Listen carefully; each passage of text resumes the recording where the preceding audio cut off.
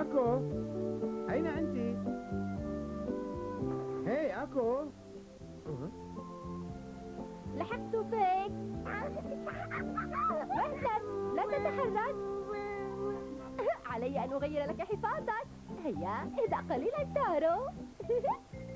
جيد. اسمعي أكو. اهدأ تارو، هيا اهدأ.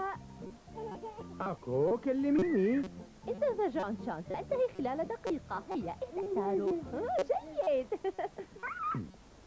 أكو، لحظة واحدة سأنتهي. في الحقيقة أكو أنا لا. رائع تارو، أنت ولد جيد يا حبيبي. ماذا تريد جون شان؟ حسنا. أنا آسفة، انتظر. عدنا للانتظار ثانية أكو. لا أستطيع الرد الآن. ماذا أفعل؟ لا شيء. بابا غريب. صحيح تارو؟ سأعود حالا، لا تبكي يا صغيري تارو. إلى اللقاء يا حبيبي.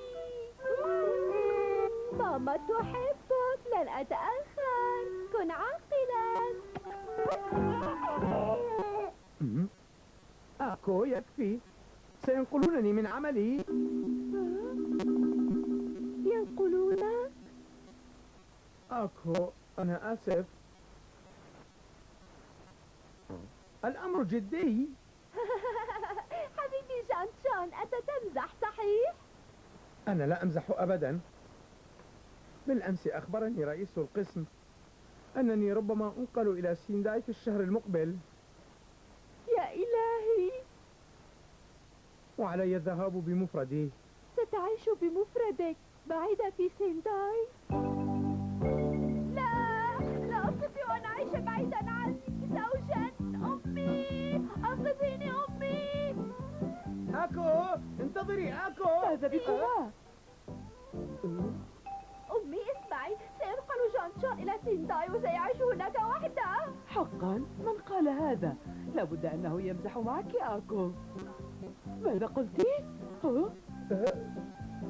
تارو، ماذا علي أن أفعل؟ قل لي، لقد كنت أمزح. تارو انقذني. ماذا سأفعل؟ لقد تفاجأت كثيرا. أكو، نعم. لا يمكن لموظفي المكاتب أن يتجنبوا موضوع النقل من مكان عملهم. لكن لا تنزعجي كي لا تتأثر أعصابك. أمي أجيبيني، هل أنت بخير؟ أجل، أنا بخير، بخير أكو. أمي، لم أتوقع حصول هذا أبدا. من الشهر المقبل لن يكون جونيتشي هنا. أكو، اتركي ما بيدك، علينا أن نسرع. هناك أمور كثيرة. علي أن أجهز ملابس النوم والأغطية ولا أعرف ماذا أيضا. أمي، أنا سأفعل هذا. وعلينا أيضا حياكة سترة جديدة لجونيتشي. تارو انقذني. ابتعد من هنا جون شون. أكو، ماذا ستفعلين بها؟ سأستعد كي أرسلها إلى سينداي، ستلزمك هناك. لم أبلغ رسميا بعد. علينا التحضير مسبقا لكل شيء. أكو. نعم أمي. هل أحضرت الأغطية؟ نعم، ها هي، وقد ربطتها جيدا. جيد، علينا أن ننتهي بسرعة من العمل. حسنا، سأكمل العمل، ساعديني. تذكرت، علي الاتصال بأبي كي أخبره بهذا. أكو انتظري، لا تتصلي. لماذا؟ حسنا، أنا انظر جونيتشي، لقد وجدت حذاء قديما كان لك. أمي أنا ستحتاجه في سينداي. هناك ثلج كثير في الشتاء. لا لن أحتاج. يمكنك استخدامه، سأغسله لك، سيدفئ لك قدميك. ما هذه الورطة؟ ما رأيك بهذا أمي؟ أكو أرجوك انتظري. أجل، جون شان حزين ومرتبك أيضا. هذا صحيح أمي؟ سأسأله. جون شان، ماذا هناك؟ قل جون شان، النقل سيحسن مستقبلك. جون شان، حسنا.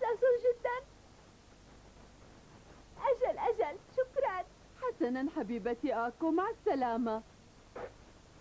تقول إن جونيتشي سينتقل إلى سنداي. حقا؟ جونيتشي، اعمل جيدا. هيا.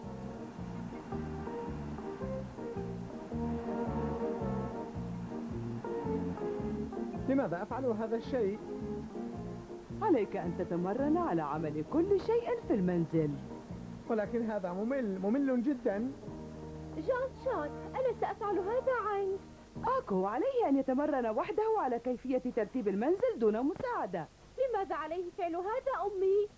إذا سكن بمفرده عليه أن يطهو، ينظف، يغسل. عليه فعل كل شيء بمفرده.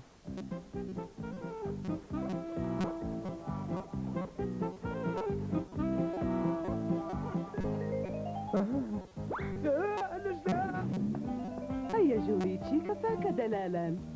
عليك غسل الغسيل. يا لسوء حظي. ليس هكذا. جونيتشي، انظر إلي كيف أغسل الرز. هكذا، هكذا. دعني أذهب. لا، إذا لم تستطع غسل الرز ستقع في مشكلة كبيرة. أستطيع الأكل خارج البيت. أكل المطاعم سيضر بصحتك إذا أكلت منه كل يوم. على كل، عليك أن تستيقظ في 6 اعتبارا من صباح الغد. لماذا أفعل هذا؟ أمي، أنا سأوقظه، موافقة؟ آكو، لا أحد سيوقظه في سنداي، وعليه أن يتعلم كيف يطبخ. صحيح؟ صحيح. عليك ألا تتكاسل. هيا أكمل عملك جونيتشي. جون شون، ماذا حدث؟ جونيتشي، ماذا حدث لك؟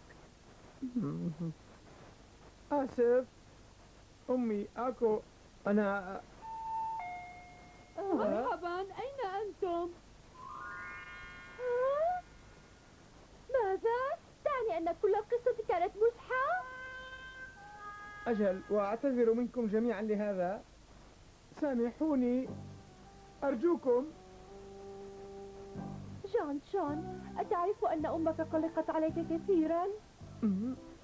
آسف. لا، الاعتذار لن يكفي. آكو، يكفي، سامحيه. لكن جون شون، مزحتك لطيفة. أنا آسف. أدهشني تصرفك هذا. أمي، أنا آسف جدا. لقد حاولت جاهدة كي أعلمك كل شيء. أدرك تماما كم عمل المنزل صعب يا أمي.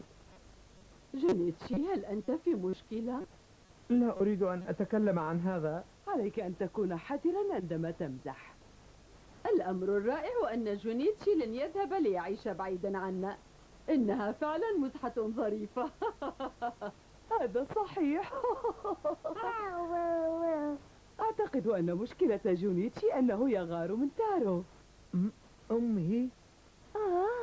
جون شون، لم أنتبه أنك كنت تغار من تارو. سيكون جونيتشي أكثر واقعية إذا حصل على طفل آخر، أليس كذلك؟ آكو، أنت أيضا تلامين من أجل ما حدث اليوم يا ابنتي. عليك أن تكوني أكثر حرصا على مشاعر زوجك. أجل، علي أن أقضي الوقت مع جون شون وأن أستمع إليه دائما. آكو. جون شون، آسفة. حسنا، لا بأس آكو. جون شون، سأتبعك أينما ذهبت وإلى أي مكان، إلى سنداي أو الصين أو القمر. آكو. انتبهي لتصرفاتك آكو. آكو. نعم.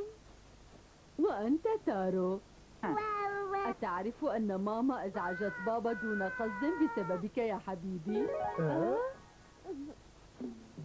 ما رأيك سيدتي؟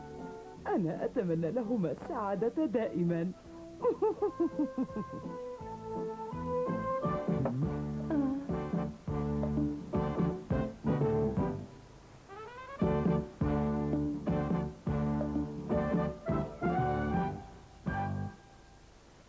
في الحلقة القادمة نذهب أنا وتارو في نزهة إلى الحديقة، سنتعرف على فتاة ظريفة اسمها مامي. هل ستصبح صديقة لتارو أم لا؟ ونحتفل جميعا بعيد ميلاد تارو. هل سيسر تارو بالاحتفال؟ تابعوا معنا الحلقة القادمة. إلى اللقاء.